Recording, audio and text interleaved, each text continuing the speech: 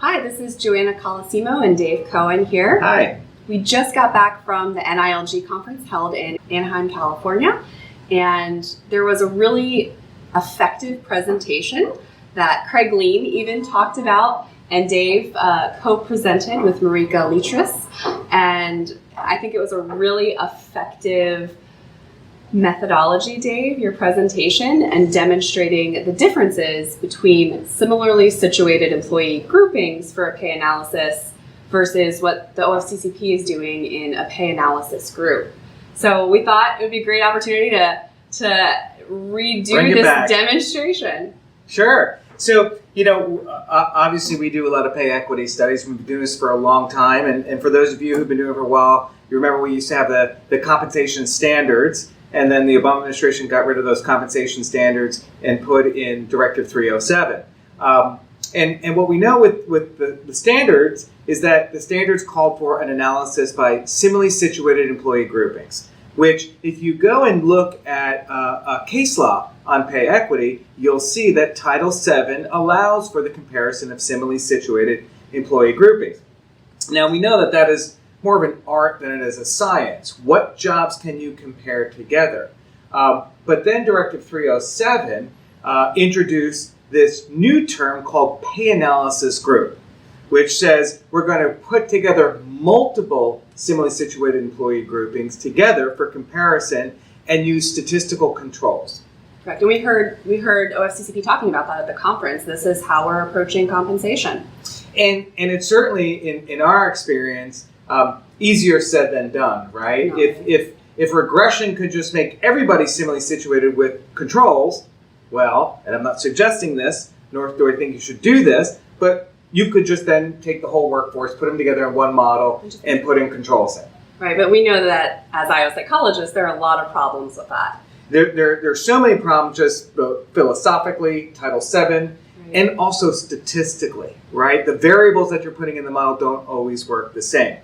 So what I thought was, and after talking to a lot of clients and trying to explain similarly situated versus pay analysis groups, like any good idea, I was taking a shower, and I came up with this idea to demonstrate using props similarly situated versus pay analysis groups. So here we go. All right.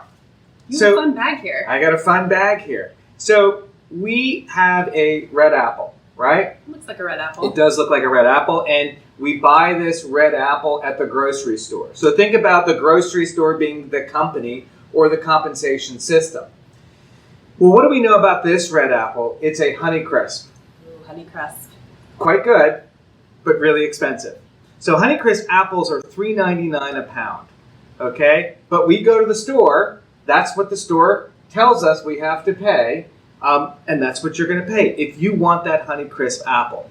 If you don't want that Honeycrisp apple, you could get a Fuji apple. Well, it looks like a red apple to me. They're both red apples. All right, they're apples, they're red, but they're different, right? I went to the store to buy a Fuji apple. It was $1.79 a pound. Oh, wow, that's $2 cheaper. About $2 cheaper. So then the question is, can we take those two apples or jobs and put them together and analyze them? And the answer is maybe. We need to know more information. But one thing that we do know for sure is that the market demands that we pay $3.99 for this, $1.79 for this. So statistically, what I have to do is control for the fact the market pays them differently. I can't just put them together and then say, well, this apple is making less than this apple. Well, we know that. We know the market. Well, then the question is, it's fruit, they're apples. Can we take a pear? Oh, that's not red. It's not red, and it's not an apple. And the price of that pear, and I've got it right here, is $2.79 a pound. So it's not $3.99, it's not $1.79, it's $2.79. They're all fruit, right? We eat them. True. But the market, right, demands that we pay differently for those. And maybe the way that this is grown is very different. The amount of time it takes to grow that, the amount of water it takes to grow that. So we need to take that all into consideration. Now maybe the amount of water that it takes to grow that is very different than these two apples. That's called an interaction. That the amount of water is not working the same across all of those. So the question would be, now I'll pull out an orange, can you put an orange in there? And can I run an analysis comparing all of those fruits? And once again, probably not. And the OFCCP may say, they're all fruit. They're all fruit. Why don't they come together? And I will just control for the fact that they're different fruits. Right. And if you look at case law, I don't think case law supports that. But here's what we're seeing now with Directive 307. And I think we're going to see a shift from this. Question is, are these SSEGs, are they separate SSEGs? Should I analyze them separately? Probably.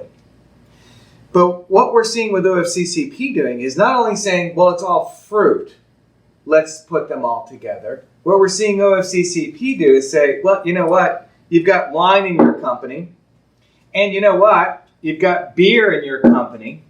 And you know what? While we're analyzing beverages, we might as well throw a Diet Coke in there. And you know what? Since they were all in a bag, let's put the bag in as well. And there is a pay analysis group, which is a pooled regression model. Right. So they're putting all this together and saying, we're controlling for this, but we don't know how the controls may have interactions. There may be other issues at play here. Right. So is the control simply fruit, beverage as a variable? Right. Is it different fruit?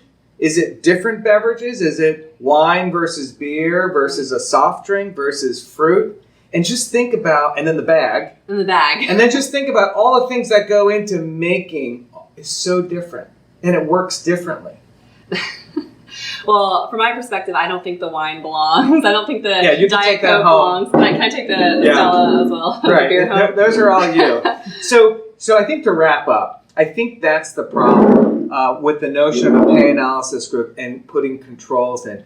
It's just not that simple. Definitely not simple. And I don't think regression works that way, and I don't think Title VII case law works that way. So I think what you have to do when you're doing your proactive analysis is look at your workforce and look at your fruit, look at your beverages, and figure out which ones are similarly situated. You know, maybe these two are similarly situated, but certainly these three are not similarly situated. But that is what is needed to conduct a meaningful analysis. So, makes sense to me. Thank you for the demonstration, Dave. Yeah, enjoy. Thanks so much.